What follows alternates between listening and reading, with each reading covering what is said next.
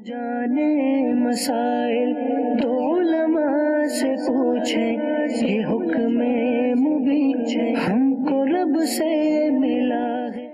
الحمدللہ رب العالمین والصلاة والسلام علی سید المرسلین اما بعد فاعوذ باللہ من الشیطان الرجیم بسم اللہ الرحمن الرحیم الصلاة والسلام علیک یا رسول اللہ وعلی آلک واصحابک یا حبیب اللہ الصلاة والسلام علیک یا نبی اللہ وعلی آلک واصحابک یا نور اللہ۔ مدنی چینل کے ناظرین، پروگرام دارالافتاء اہل سنت میں آپ کو خوش آمدید کہتے ہیں۔ اللہ رب العالمین ہم سب کو دین متین کے احکامات سیکھ کر سمجھ کر ان پر عمل کرنے کی توفیق عطا فرمائے۔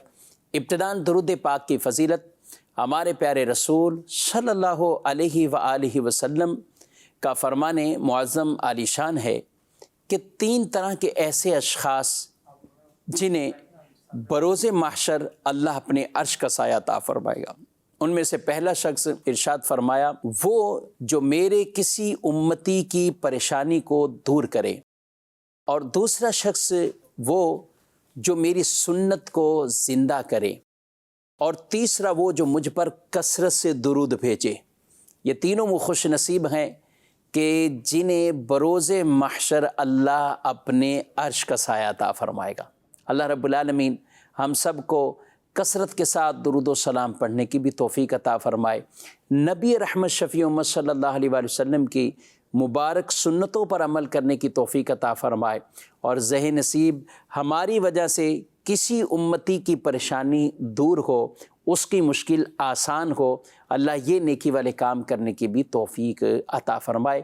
بارگاہ رسالت میں ایک بار ہدیہ درود و سلام صلو علی الحبیب صلی اللہ تعالی علی محمد صلی اللہ علیہ وآلہ وسلم، صلاۃ و سلام علیک یا سیدی یا رسول اللہ۔ آج کے ہمارے مہمان ہیں مفتی حسان صاحب، حضرت آپ کو بھی خوش آمدید کہتے ہیں۔ جزاک اللہ۔ کیسے مزاج کا؟ الحمدللہ رب العالمین علی کل حال۔ سوال یہ ہے کہ جن کے بارے میں ہم اولیاء کرام کے تذکرے سنتے ہیں، اللہ کے نیک بندوں کے تذکرے سنتے ہیں، پیر کے لیے کچھ شرائط بیان کی جاتی ہیں کہ جس میں ایک شرط عالم ہونا بھی ہے، تو جو ولی ہوتے ہیں کیا ولی کے لیے بھی عالم ہونا شرط ہے؟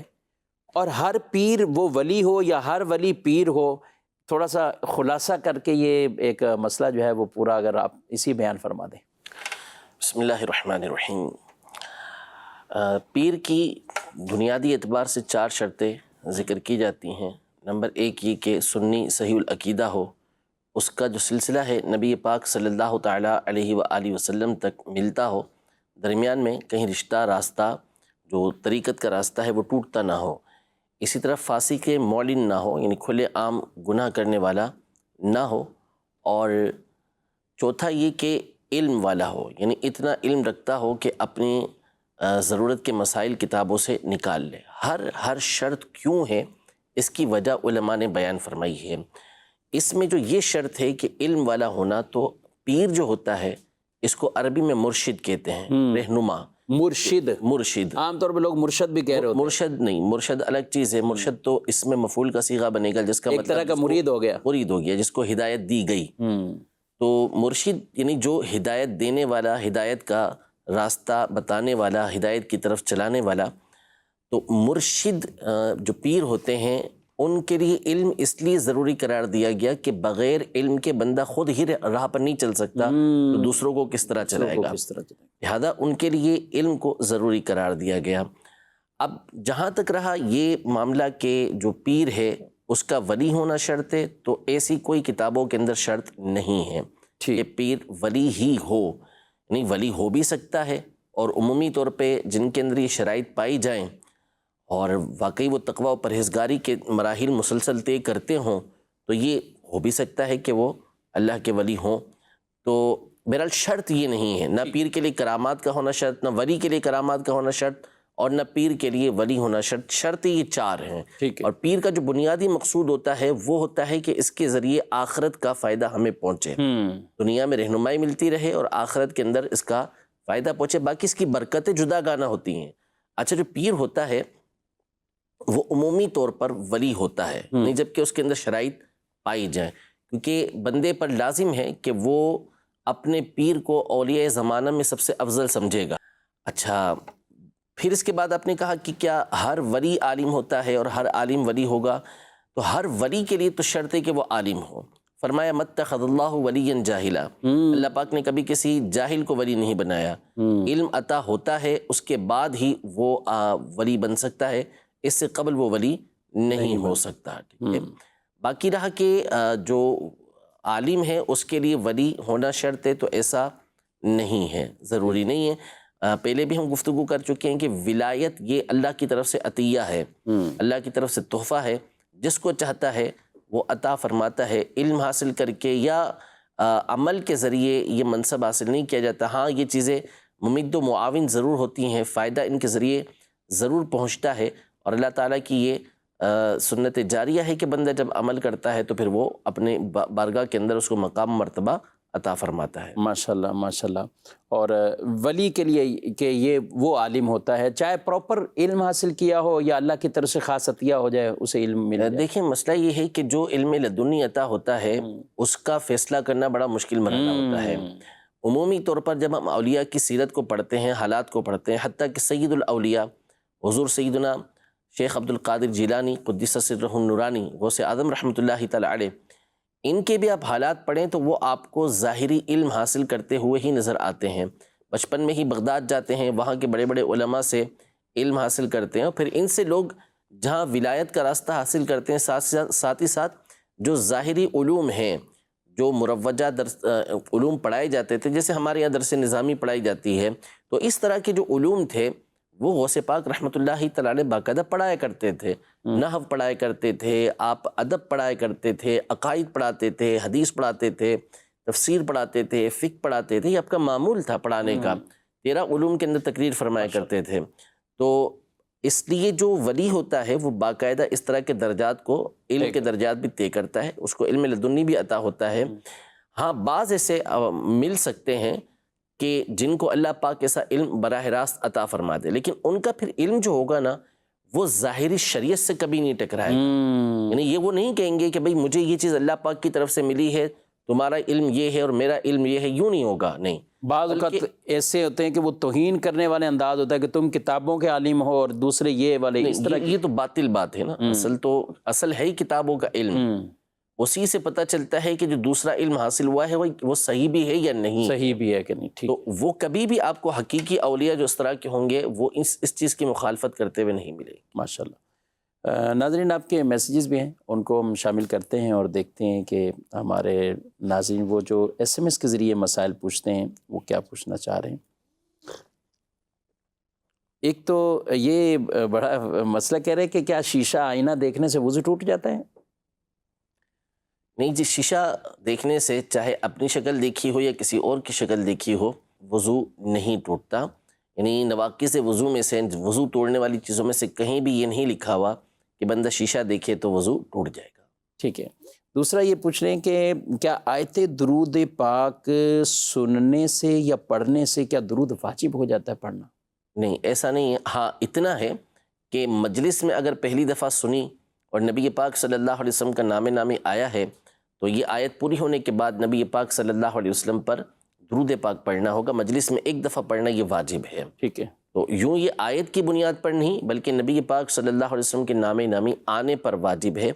اور ویسے اس آیت کی وجہ سے یہ آیت سبب بنتی ہے کہ مسلمان پر زندگی میں ایک مرتبہ درود پاک پڑھنا یہ فرض ہے۔ اس بات کا حکم دیا گیا ہے تو اس کو پورا کرنا زندگی میں کم از کم ایک مرتبہ یہ ضروری ہے۔ ٹھیک ہے۔ عام طور پر مساجد کے اندر جب دعائیں ہوتی ہیں تو اس میں آیت درود بھی آخر میں پڑھی جی بالکل، لوگ پڑھتے ہیں۔ ایسی صورتحال میں یہ بھی کیا حکم رکھے گا؟ پڑھنا چاہیے، کیونکہ اول تو ہوتا یہ ہے کہ بہت دفعہ تو بندہ پہلی دفعہ ہی اس مجلس میں سن رہا ہوتا ہے، ٹھیک، تو اب اس کو پڑھنا ہوگا نبی پاک صلی اللہ علیہ وسلم۔ یعنی یہ دعا کی بھی مجلس ایک قرار پائے گی؟ بالکل، یعنی مجلس سے مراد یہ ہے کہ جہاں لوگ جمع ہوئے بیٹھے یا خود ہی بیٹھا کسی مقام پر اور پہلی دفعہ نبی پاک صلی اللہ علیہ وسلم کا نام لیا تو وہاں پڑھنا اس کے لیے ضروری ہو جائے گا کہ ایک مرتبہ کم از کم پورے جلسے کے اندر، پوری مجلس کے اندر وہ پڑھ لے۔ فجر کی نماز میں کہہ رہے ہیں کہ اگر فجر میں ہی ہم کوئی قضا عمری وغیرہ یہ کرنا چاہیں تو صرف فجر کی ہی قضا ہو سکتی ہے یا کچھ اور بھی قضا ہو سکتی ہے؟ ایسا نہیں ہے، کوئی بھی وقت ہو اس وقت میں اسی وقت کی نماز کو ادا کرنا یہ لازم نہیں ہے. یعنی زور کے وقت میں آپ چاہیں کہ فقط زور ہی کی قضا کریں اور نہ کریں، ایسا نہیں ہے، بلکہ آپ اور بھی کرنا چاہیں تو کر سکتے ہیں. یعنی ظہر کے وقت میں آپ بہت ساری فجر آپ کی جو نعوذ باللہ چھوٹی ہوئی ہیں تو آپ اس کی قضا کر سکتے ہیں. فجر کے وقت میں معاذ اللہ اگر فجر کی نمازیں چھوٹ گئی ہیں تو پھر اس صورت میں آپ چاہیں تو ظہر کی جو چھٹی میں وہ اس وقت میں ادا کر سکتے ہیں. یعنی اس کی کوئی قید نہیں ہے سوائے صاحب ترتیب کے کہ آپ چاہیں جس وقت میں چاہیں جو نمازیں چاہیں وہ ادا کر سکتے ہیں. ٹھیک ہے. یہ کہہ رہے ہیں کہ میرا سوال ہے، والد صاحب کو فوت ہوئے 26 سال ہو گئے، اتنا عرصہ گزرنے کے بعد بھی ان کی قبر کافی بوسیدہ ہو چکی ہے، تو اب ازسر نو دوبارہ سے قبر تیار کریں، کیا کریں؟ کوئی ضروری نہیں ہے کہ ازسر نو تیار کریں. دو باتیں اس میں سمجھ لیں. نمبر ایک یہ کہ ٹوٹی پھوٹی جو قبریں ہوتی ہیں جو بوسیدہ اور پرانی ہو جاتی ہیں، تو شرح الصدور میں حضرت ارمیہ علیہ السلام کا یہ واقعہ لکھا ہے کہ جب وہ گزرے قبروں کے پاس سے تو ان میں عذاب ہو رہا تھا. جب کچھ عرصے کے بعد دوبارہ وہاں سے گزرے تو وہ قبریں ٹوٹ پھوٹ چکی تھیں اور ان کے اندر عذاب نہیں ہو رہا تھا. اللہ کے نبی تھے، ملاحظہ کر رہے تھے، تو اللہ پاک کی بارگاہ میں عرض کی کہ یہ کیا معاملہ ہے؟ تو اللہ پاک نے فرمایا کہ ان شکستہ ہڈیوں کے اوپر، ان بوسیدہ قبروں کے اوپر میں رحم فرماتا ہوں. تو قبر جب بوسیدہ اور پرانی ہو جائے تو یہ زیادہ ایسی ہوتی ہے کہ اس پر رحم کیا جائے. البتہ اگر اس قبر کا نام و نشان مٹنے کا اندیشہ ہے، ایک قبر اس طرح کھل گئی ہے کہ لاش نظر آ رہی ہے، کفن نظر آ رہا ہے، تو پھر اس کو بند کر دیں اور اس طرح اس کو بنا لیں کہ جس سے قبر کا نشان آپ کے سامنے باقی رہے. ٹھیک ہے. ایک یہ بھائی پوچھ رہے ہیں کہ اگر مغرب کی نماز کے فرض بھول کر 4 پڑھ لیا ہم نے تو دوبارہ پڑھنے ہوں گے؟ ڈیٹیل نہیں بتائی کہ اگر کبھی بھول کر چوتھے کے لیے کھڑا ہو جائے، بیٹھ جائے گا، وہ بیٹھنا چاہیے اس سے فوراً لازم ہے کہ بیٹھ جائے گا، لیکن نہیں بیٹھا اور سجدہ کر دیا تو فرض باطل ہو گیا. فرض باطل ہو گیا. اب اس کو یہ دوبارہ نماز پڑھنا ہوگی. اور بیٹھا ہی نہیں سرے سے، کھڑا ہو گیا تو اب جیسے ہی سجدہ کیا اس نے تو فرض ویسے ہی اس کے باطل ہو گئے. اور اگر بیٹھنے والی صورت ہے تو اس میں فرض ادا ہو جائیں گے، قاعدہ اخیرہ میں بیٹھے تو ادا ہو جائیں گے. جی ٹھیک ہے. جی کالز کی طرف بڑھتے ہیں. مرکز الاولیاء لاہور سے مظہر اقبال اتاری. مدنی چینل کا بہت پیارا سلسلہ دار الافتاء ماشاء اللہ عز و جل علمی اور بہت معلوماتی سلسلہ ہے. اس سلسلے کے اندر میں مفتی صاحب سے یہ سوال پوچھنا چاہتا ہوں کہ سجدہ تلاوت کیا بیٹھ کر کرنا چاہیے یا کھڑے ہو کر کرنا ضروری ہے، اور اذان نام اور سبحان نام رکھنا کیسا ہے، اس کی شرعی رہنمائی فرما دیجئے. بہت شکریہ، آپ نے حوصلہ افزائی بھی فرمائی اور ساتھ آپ نے 3 سوالات کیے، تو میں آپ کی سوالات کی طرف ہم بڑھتے ہیں. سجدہ تلاوت بیٹھ کر یا کھڑے ہو کر؟ سنت طریقہ کار یہی ہے کہ کھڑے ہو کر تکبیر کہیں اور سجدے کے اندر چلے جائیں، اس سے سجدہ سنت کے مطابق ادا ہوگا. لیکن اگر کسی نے بیٹھ کر بھی سجدہ کر لیا تو چونکہ اصل سجدہ یہ لازم ہے تو سجدہ اس کا ادا ہو جائے گا. دوسرا ان کا ہے کہ اذان اور سبحان نام رکھنا، یہ کیسا ہے؟ سبحان نام رکھنے سے تو علماء نے منع فرمایا، عبد السبحان نام رکھے. اور دوسرا اذان اگرچہ کہ فی نفسی ہی نام رکھنا جائز ہے، لیکن چونکہ ہمارے یہاں پر جو اذان ہے وہ مخصوص اعلان کو کہا جاتا ہے، جو اذان نماز سے پہلے کیا جاتا ہے، تو لوگوں کو سمجھ آئے گا نہیں، تو بہتر یہ ہے کہ اس طرح کا نام یہ نہ رکھا جائے. اچھا، بعض پھر نمازوں کے نام پر بھی رکھتے ہیں اور بچیوں کے بھی نام پر رکھتے ہیں، جیسے فجر ہے اور اس طرح کے، تو ان میں بھی کچھ احتیاط نہیں رکھنا چاہیے، احتیاط برتنی چاہیے ایسے ناموں کے اندر. پھر لوگ بگاڑتے بھی ہیں، مذاق بھی بناتے ہیں اس کا، تو اس لیے بہتر ہے کہ اس طرح کے نام نہ رکھیں، نسبت والے نام رکھیں. ٹھیک ہے جی. مزید کال. اخلاق کرتاری راولپنڈی سے بول رہا ہوں. میرا مفتی صاحب کی بارگاہ میں یہ سوال ہے کہ مقتدی امام صاحب کے ساتھ قاعدہ اولیٰ میں ملے، جو ہی ملے اور فوراً امام صاحب کھڑے ہو گئے، تو کیا مقتدی پر التحیات پڑھنا ضروری ہے پوری؟ ٹھیک ہے. مزید. محمد محبوب بتا جڑا والا سے مفتی صاحب سوال یہ ہے کہ جو بوال پوائنٹرز ہوتی ہیں یہ لکھتے لکھتے جس وقت ختم ہو جاتی ہیں، اسکول کی بوال پوائنٹرز ہو گئی یا آفس یا بینک وغیرہ کی، تو یہ جب یہ بوال پوائنٹر ختم ہو جاتی ہے تو اس وقت ایک صرف کھوکھا ہی بچ جاتا ہے، وہ کسی کام کے نہیں ہوتا، تو اس کھوکھے کو ہم کیا کریں؟ اس کا جواب ارشاد فرما دیجیے. جزاک اللہ خیرہ. کیا کہیں گے یہ بال پوائنٹ کے کھوکھے کو کیا کہیں گے؟ انک ختم ہوگی تو اب یہ اس کام میں تو پورا ہو گیا؟ دیکھیں اگر آپ کی ذاتی ہے اور آپ اس کو پھینکنا چاہتے ہیں تو چونکہ کوئی اسراف نہیں ہے، عام طور پہ پھینکا ہی اس کو جاتا ہے، اور لہٰذا پھینک دیں گے تو کوئی مسئلہ نہیں ہے۔ لیکن جیسے آپ نے کہا کہ بینک وغیرہ کی ہے یا کسی اور ادارے کی ہے تو وہ ان کا اپنا میٹر ہے، آپ کو اس میں کچھ دخل اندازی کرنے کی حاجت نہیں ہے۔ جیسی ہے ویسی ان کے پاس چھوڑ دیں، وہ اس کا جو چاہیں کریں۔ ٹھیک ہے، وہ پھینکتے ہیں، بعض کا تو ہو سکتا ہے اس کی زیادہ کر لیں، تعداد میں بیچ دیں اس کو، ان کا ایک سامان ہو سکتا ہے، تو اس لیے ہمیں اس کی حاجت نہیں کہ وہ کیا کرتے ہیں۔ ہاں آپ کی ذاتی ہے اور وہ آپ پھینک دیتے ہیں تو اس کو ہم اسراف نہیں کہیں گے۔ ٹھیک ہے، مقتدی کہتے ہیں قاعدہ اولیٰ میں شریک ہوا اور ادھر سے امام نے اللہ اکبر کہتے ہوئے تو اب تشہد پڑھیں گے؟ جی بالکل، جب وہ شریک ہو گیا امام کے ساتھ تو اب اس کے اوپر لازم ہے کہ یہ تشہد پڑھ کر ہی کھڑا ہوگا، بغیر تشہد پڑھے نہیں کھڑا ہوگا۔ ٹھیک ہے، اس میں کبھی کبھی آخری رکعت کے بارے میں بھی ایسا ہو جاتا ہے کہ جب قاعدہ اخیرہ ہے، اب قاعدہ اخیرہ میں ادھر سے مقتدی نیچے کی طرف آ رہا ہے بیٹھنے کے لیے اور ادھر سے امام نے سلام پھیر دیا، ابھی بیٹھا ہی نہیں، اور کافی لوگ اس میں غلطی بھی کر لیتے ہیں، بیٹھ جاتے ہیں، تو کھڑے ہو جاتے ہیں۔ کیا کرنا چاہیے؟ کرنا کیا چاہیے؟ اب اس نے دیکھ ہی لیا اور نیچے آدھا کی جھکا تھا کہ سلام پھر گیا۔ جب امام کے ساتھ قاعدہ اخیرہ کے اندر مشارکت ہوئی نہ، ملا ہی نہ، وہ اس کے بیٹھنے سے قبل ہی امام نے سلام پھیر دیا تو اس کی نماز ہی نہیں ہوئی، دوبارہ سے اس کو نماز پڑھنا ہوگی، دوبارہ سے نیت بنائیں گے؟ دوبارہ سے نیت باندھیں، کیونکہ نماز اس نے نیت کی تھی امام کے ساتھ پڑھنے کے، امام اس کے شامل ہونے سے پہلے ہی سلام پھیر لیا، تو اب اس نے دوبارہ سے نیت کرنی ہے اور دوبارہ سے نماز یہ ادا کرنی ہے۔ تو بعض لوگ اب بیٹھنے لگتے ہیں، امام صاحب نے سلام پھیر لیا تو وہ کھڑے ہو جائیں گے، اور بعض بیٹھ جائیں گے پورے، تو جب سلام پھیر لیا تو اس کے بعد پھر آپ کو اس کی حاجت نہیں ہے، اب آپ نے دوبارہ سے نماز ادا کرنی ہے، جبکہ امام کے ساتھ آپ کو قاعدہ اخیرہ کے اندر بالکل بھی ساتھ نہیں ملا۔ ٹھیک ہے، اور اگر بیٹھیں اور ابھی پڑھا ہے التحیات للہ پڑھا تو اب امام کے ساتھ مشارکت ہو گئی، امام کے ساتھ شامل ہو گیا، تو اس لیے اس کو وہ رکعت مل گئی، اب التحیات پوری کرے، اس کے بعد کھڑے ہو کے اپنی بقایا نماز ادا کرے۔ میرا مفتی صاحب کی بارگاہ میں یہ سوال ہے، پیسے کے بدلے پیسے لیے اور دیے جائیں اور بڑھا کر لیے جائیں تو یہ سود میں شمار ہوتا ہے، تو یہ اکثر جو شادیوں پر باراتوں پر یہ جو دولہے کو نوٹوں کا ہار پہنایا جاتا ہے، جب بندہ نوٹوں کا ہار لینے جاتا ہے تو وہ 500 کے بدلے 600 لیتے ہیں، 1000 کے بدلے 1100 لیتے ہیں، تو یہ کاروبار میں شمار ہوگا یا یہ ناجائز ہوگا؟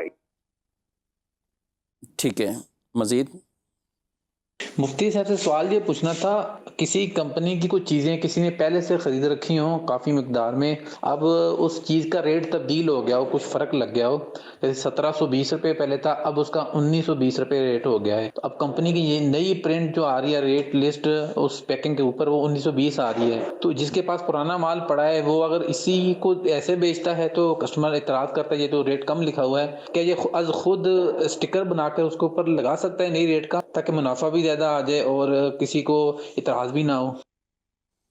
ٹھیک ہے انشاءاللہ۔ جی، پیسوں کے لین دین پر کہہ رہے ہیں کہ سود ہوتا ہے، اگر اضافہ ہو تو ہار خریدا ہے، 500 کے نوٹ لگے ہوئے ہیں، 1000 کے نوٹ ہیں، ملتا 1200 کا ہے، 1300 کا ہے، سود ہوگا؟ اصل میں خود ہی انہوں نے بتا دیا کہ یہ ناجائز ہے، مطلقاً اسے ناجائز نہیں ہے۔ اس میں یہ ہے کہ جب آپ خرید و فروخت کر رہے ہیں نوٹ کے بدلے نوٹ کی، ایک تو ہوتا ہے سکے وغیرہ کے بدلے، وہ تو جدا گانا چیز ہے، نوٹ کے بدلے نوٹ خرید رہے ہیں تو اس میں شرط یہ ہے کہ ایک ہی مجلس کے اندر یہ کام ہونا چاہیے، یعنی جس مجلس میں آپ پیسے دے رہے ہیں اسی مجلس میں سامنے والے سے جو بھی کڑک نوٹ لے رہے ہیں یا ہار لے رہے ہیں وہ اسی مجلس کے اندر ہو۔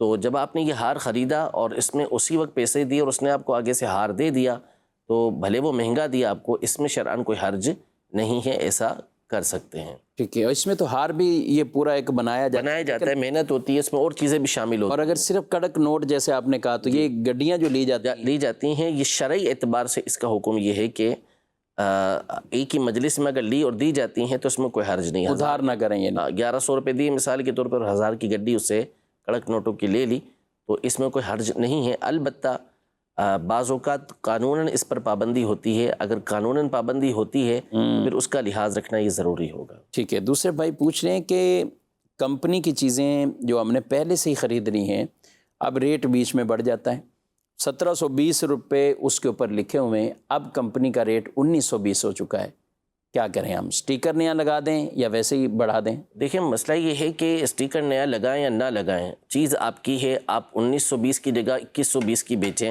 اگر آپ دھوکہ نہیں دیتے، ان سے کوئی غلط بیانی نہیں کرتے تو آپ کا بیچنا یہ جائز ہے، بھلے آپ نے 1720 کی خریدی ہو یا 1520 کی خریدی ہو، مہنگا بیچنے میں حرج نہیں ہے۔ البتہ سٹیکر چپکائیں گے تو اب سٹیکر کوئی آپ ایلفی سے تو ایسا جوڑ نہیں دیں گے کہ اس کو نکالنا ہی مشکل ہو جائے، سمپل سا ہوتا ہے، کوئی بھی اکھڑ لے گا تو نیچے اس کی اصل قیمت نکل آئے گی، تو وہ پھر آپ کو تہمتیں لگائے گا اور برا بھلا کہے گا کہ دیکھیں اس طرح کا انہوں نے فراڈ کیا ہوا ہے، تو اس کو کرنے سے گریز کریں۔ لیکن جو بھی چیز ہے وہ آپ کی چیز ہے، آپ دھوکہ دیے بغیر مہنگا اس کو بیچ سکتے ہیں۔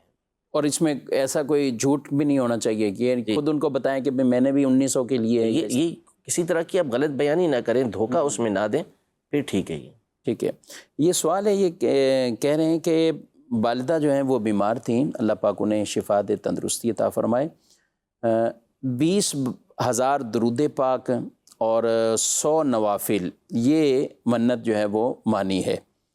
اب جس میں یہ منت مانی گئی جس مرض سے چھٹکارے کے لیے، تو اس سے فائدہ ہو گیا، اب یہ کیسے پوری کریں، یا منت ابھی تک پوری نہیں کی ہے تو کیا کہیں گے آپ؟ دیکھیں ڈیٹیل نہیں بتائی، دونوں چیزیں وہ ہیں کہ جو شرعی منت کے اندر آ سکتی ہیں۔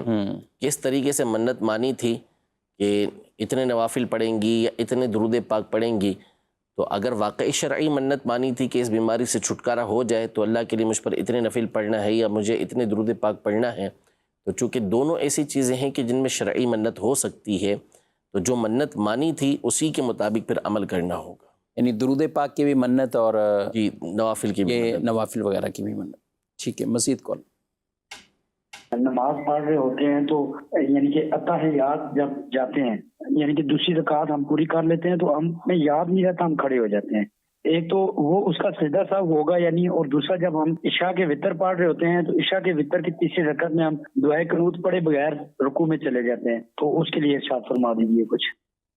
ٹھیک ہے جی، دعائے قنوت پڑھے بغیر رکوع میں چلے گئے، یا ایسا بھی ہوتا ہے کہہ رہے ہیں کہ اتحیات ابھی پڑھنی تھی 2 رکعت کے بعد لیکن کھڑے ہو گئے بھول کر، قاعدہ اولیٰ چھوڑ دیا۔ جی قاعدہ اولیٰ چھوٹ گیا اور بالکل سیدھے کھڑے ہو چکے ہیں، تو اب لوٹنے کی اجازت نہیں ہے، دونوں رکعتیں مزید مکمل کریں، یا اگر 3 رکعت کی نماز ہے تو تیسری رکعت مکمل کریں اور آخر کے اندر سجدہ سہو کر لیں، نماز آپ کی ہو جائے گی۔ دعائے قنوت اگر وہ رکوع کے اندر یاد آیا کہ دعائے قنوت نہیں پڑھی تو اب لوٹنے کی اجازت نہیں ہے، آخر میں سجدہ سہو کر لیں، نماز آپ کی ہو جائے گی۔ ٹھیک ہے، کہ ایک آیت سجدہ اگر 2 بار پڑھ لیتے ہیں تو کیا پھر 2 مرتبہ وہ سجدہ کرنا ہوگا؟ ایک آیت سجدہ جو ہے وہ، ٹھیک ہے، آیت سجدہ اگر ایک ہی آیت سجدہ ایک ہی مجلس کے اندر ایک ہی جگہ پر بیٹھے بیٹھے پڑھی، مجلس تبدیل نہیں ہوئی، تو اس صورت میں ایک ہی آپ کے اوپر جو ہے وہ سجدہ لازم ہوگا، 2 سجدے لازم نہیں ہوں گے۔ ٹھیک ہے، ایک ہی آیت کو بار بار بھی اگر بار بار پڑھا تو ایک ہی سجدہ لازم، اور آیتیں مختلف ہوئیں تو پھر سجدے مختلف ہو جائیں گے، سجدے پھر مختلف، جتنی آیتیں جو ہیں وہ پڑھی۔ جی مزید کال۔ میرا سوال یہ ہے کہ جمعہ کے فرائض سے پہلے جو ہم سنتوں کی نیت کرتے ہیں اور جمعہ کے فرائض کے بعد جو ہم نوافل اور سنتیں پڑھتے ہیں، ان کی نیت جمعہ کی نماز کی نیت کر کے کرنی چاہیے یا نماز ظہر کی نیت سے ادا کرنی چاہیے؟ بہت اس میں لوگ پتہ نہیں کیوں ایک عرصے سے اس میں کنفیوز رہتے ہیں اور یہ نیت پوچھتے رہتے ہیں، اور کئی باقاعدہ ملتے ہیں کہتے ہیں کہ بھئی جمعے کی تو 2 رکعتیں ہی ہیں، اصل تو بقیہ 12 ظہر والی ہیں، تو ہم ظہر کی نیت کرتے ہیں، کیا کرنی چاہیے؟ جمعہ کا جو دن ہوتا ہے وہ جمعہ کی نماز کے لیے ہوتا ہے، اس دن ظہر نہیں ہے، جس کے اوپر جمعہ فرض ہے اس کے اوپر جمعہ فرض ہے، ظہر فرض نہیں ہے۔ تو یہ جو باقی رکعتیں ہوتی ہیں اس سے پہلے کی 4 سنتیں، بعد کی 4 سنتیں، اس کے بعد کی 2 سنتیں، اس کے بعد کی 2 نفل، یہ سارے جمعہ کے دن کے ہی کہلاتے ہیں۔ تو لہٰذا جو نیت ہوگی جمعہ سے پہلے کی 4 سنتوں کی، اس میں بھی آپ قبل جمعہ یعنی جمعہ سے پہلے کی نیت کریں گے، اور بعد کی جو 4 سنتیں ہیں اس میں جمعہ کے بعد کی، پھر 2 کی بھی جمعہ کے بعد کی، اور نفل کی بھی جمعہ کے بعد ہی کی نیت کریں گے، یعنی اس میں جمعے کے دن کی ہی نیت ہوگی، اس میں ظہر کی نیت یہ نہیں کی جائے گی۔ یہ بولنا بھی پڑے گا کہ یہ جمعے کی نیتیں ہیں، یا دل میں ہی رکھ کر پڑھ لیں؟ اصل میں دیکھیں جو نیت ہے وہ تو کسی نماز میں بھی منہ سے بولنا ضروری نہیں ہے، بہتر ہے کہ اس کے ذریعے سے بندے کی نیت حاضر رہتی ہے۔ اگر جمعہ کے دن بھی دل کے اندر نیت موجود ہے کہ میں جمعے کی بعد کی 4 سنتیں پڑھ رہا ہوں یا پہلے کی 4 سنتیں پڑھ رہا ہوں، تو اس صورت میں کوئی حرج نہیں ہے، اس کی جو ہے وہ سنتیں جمعہ ہی کی ادا ہوں گی۔ ٹھیک ہے، یہ کہہ رہے ہیں کہ صدقے کا گوشت یا انڈا وغیرہ یہ کسی کی چھت پر پھینک دیں، جو اس طرح کا گوشت لیتے ہیں، یا کچھ انڈے بھی بعض اوقات پھینکتے ہیں لوگ، تو اپنی چھت سے کسی دوسرے کی چھت پہ پھینک دیا، کیا کیسے پھینک دیں؟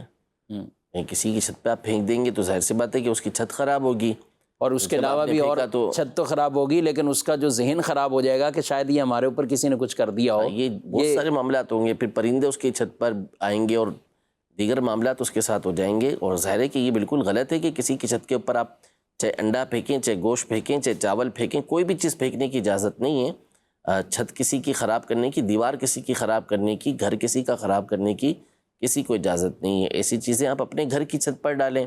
چھت نہیں ہے تو کھڑکی کے ساتھ کوئی چیز لگا کے اس میں کبوتروں کے لیے، چڑیوں کے لیے کچھ نہ کچھ رکھیں، باقی کسی اور کی چھت پہ یہ چیزیں ہرگز نہ پھینکیں. ٹھیک ہے.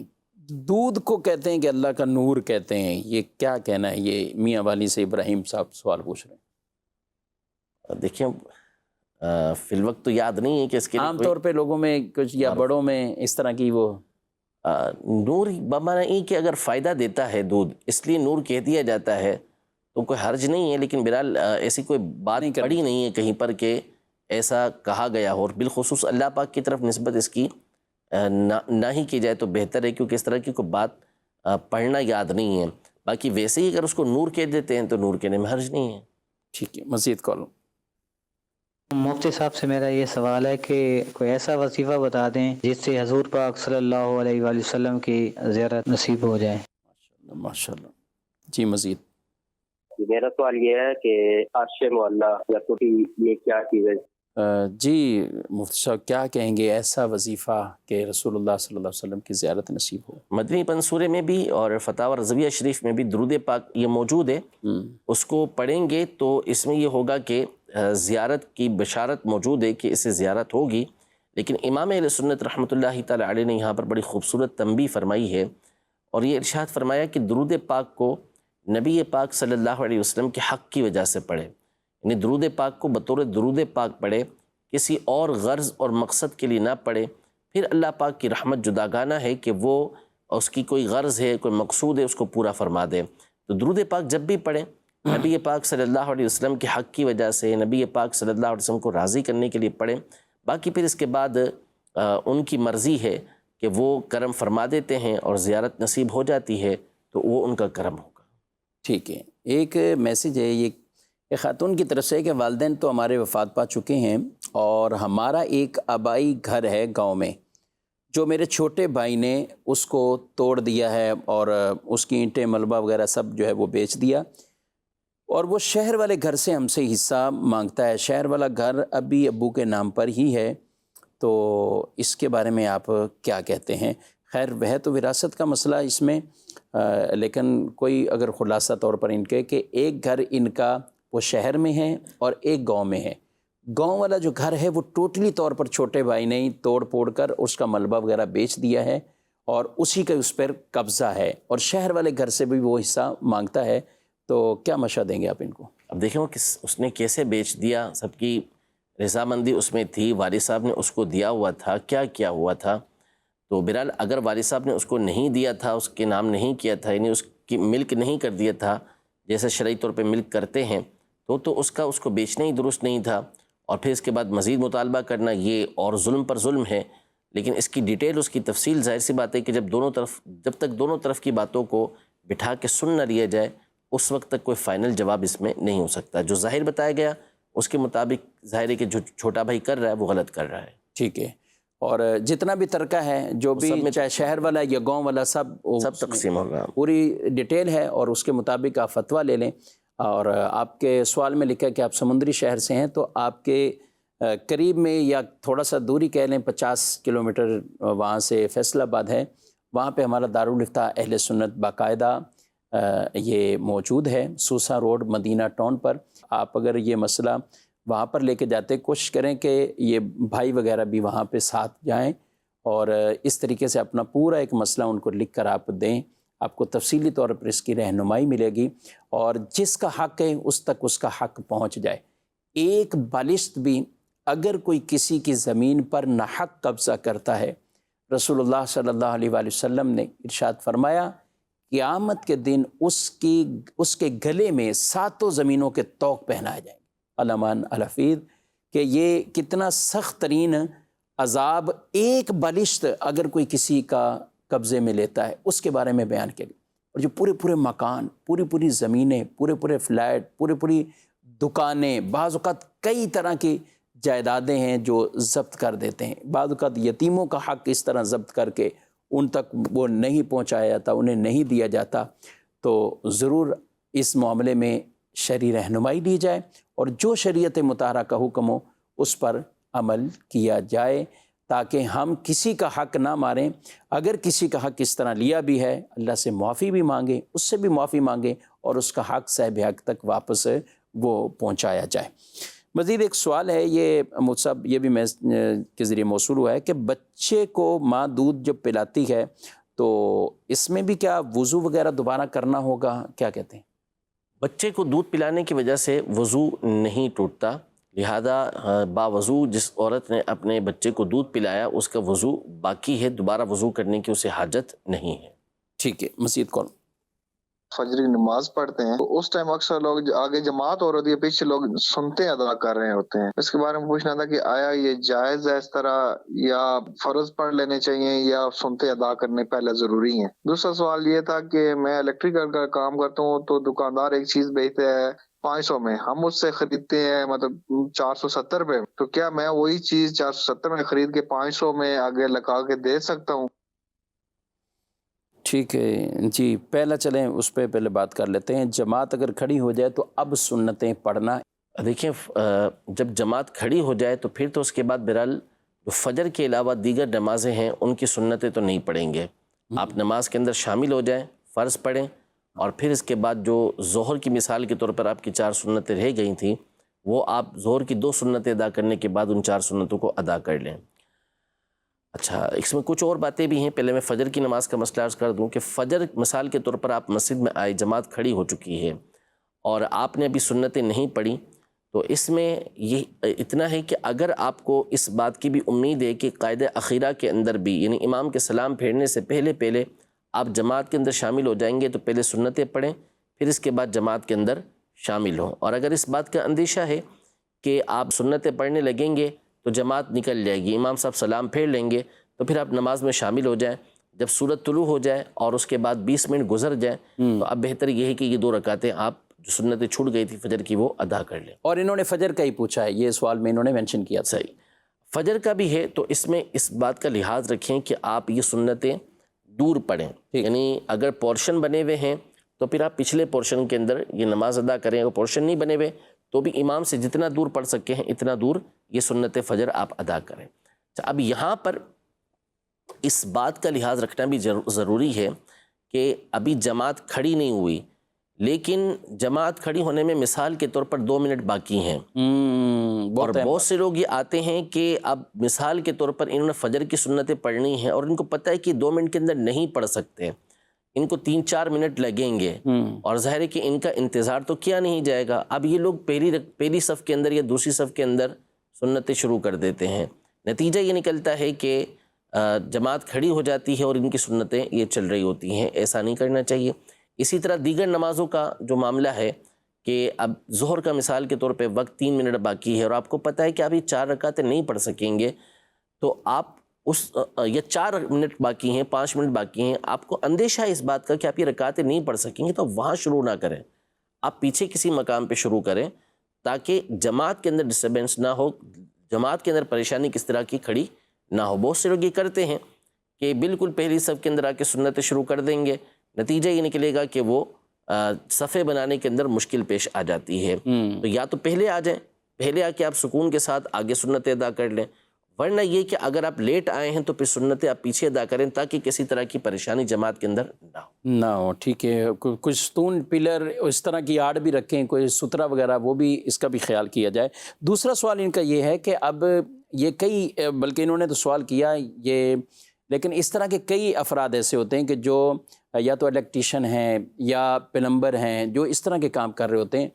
اب انہوں نے کہا 470 روپے کی وہ چیز ہمیں ملی لیکن عام 500 کی ہی ملتی ہے، ہم نے جا کے وہاں فٹ کرنی ہوتی، تو ہم اس کے 500 چارج کر سکتے ہیں جبکہ ملی ہمیں 470 کی؟ دیکھیں یہ جو جس طرح کا بتا رہے ہیں اپنا کام، یہ کوئی ٹھیکے والا کام نہیں لگتا، ٹھیک ہے. اس میں یہ ہوتا ہے کہ انہوں نے چیز لانی ہے، اس چیز کے پیسے لینے ہیں، اور اپنی جو انہوں نے لگانی ہے اس کے پیسے لینے ہیں. تو اب یہ دھوکہ دہی ہو جائے گی کہ آپ کہیں کہ بھائی یہ چیز میں 500 کے لیے 500 اس کے ہو گئے، 100 روپے میری مزدوری ہو گئی، 600 روپے دے دیں. یہ جائز نہیں ہے. ایک ہوتا ہے ٹھیکے کا کام ہوتا ہے کہ بھائی آپ ہمیں ٹھیکہ دے دیں، اب یہ چیز اس طرح کی ہم آپ کو لگا کے دے دیں گے، پھر وہ آپ کی مرضی ہوتی ہے کہ وہ چیز کتنے کی آتی ہے. تو اس میں پھر ٹھیک ہے، آپ ٹھیکے پہ جو چیز لیں گے تو پھر وہ میٹیریل لانا سارا آپ کی ذمہ داری ہوتی ہے، وہ آپ کی ملکیت ہوتی ہے. ٹھیک ہے. تو اس میں پھر آپ جتنے کی چاہے چیز جو ہے وہ لے کر آئیں گے وہ آپ کی ہوگی. لیکن عام طور پہ ایسا جو چھوٹا موٹا اس طرح کا کام کرتے ہیں وہ ایسا نہیں ہوتا، ایسا ہوتا بلکہ ان کو بتاتے بھی ہیں کہ آپ بھی لے کے آ جائیں 500 کی ہی ملے گی. لیکن ان کی چونکہ دکانداروں کے ساتھ ایسی سیٹنگ ہوتی ہے کہ وہ ڈسکاؤنٹ ان کو دے دیتے ہیں. تو یہ ڈسکاؤنٹ یوں آپ نہیں لے سکتے. اس طرح کے اور بھی کئی لوگ مارکیٹ میں رہتے ہیں یا جاتے آتے ہیں، ان کو کوئی کہتا ہے کہ بھئی ہماری طرف سے یہ چیز لے کے آ جانا. مفتی صاحب ان کو کیا کہیں گے؟ آپ پتہ ہے یہ مارکیٹ ہی جا رہا ہے تو کہتے ہیں یار وہ میرے لیے بھی یہ کاپی لے کے آ جانا، کتاب لے کے آ جانا، دیگر کوئی ایسی الیکٹرانک کا کوئی بھی سامان ہے. تو یہ بھی کیا ان کو مارکیٹ ریٹ یا کچھ اوپر رکھ سکتے ہیں ان پہ؟ نہیں، ظاہر ہے کہ جب یا تو یہ ہوتا ہے نا کہ ٹھیک ہے میں آنے جانے کے پیسے لوں گا یا چیز لا دوں گا آپ کو اور اتنے پیسے لوں گا تو پھر لے سکتے ہیں. ایسا تو بولتے بھی نہیں ہیں، ان کو پتہ ہے کہ ظاہر ہے کہ پھر لینے والے کو پتہ ہے کہ جا رہا ہے تو یہ ویسے ہی مجھے لا دے گا، اب یہ اس کے اندر پیسے رکھ لے تو اس طرح کرنا درست نہیں ہوگا. ٹھیک ہے. ناظرین آپ نے پروگرام ملاحظہ کیا، اپنا فیڈ بیک بھی ضرور دیجیے گا. جانے مسائل تو علماء سے پوچھیں، یہ حکم مبین ہم کو رب سے ملا.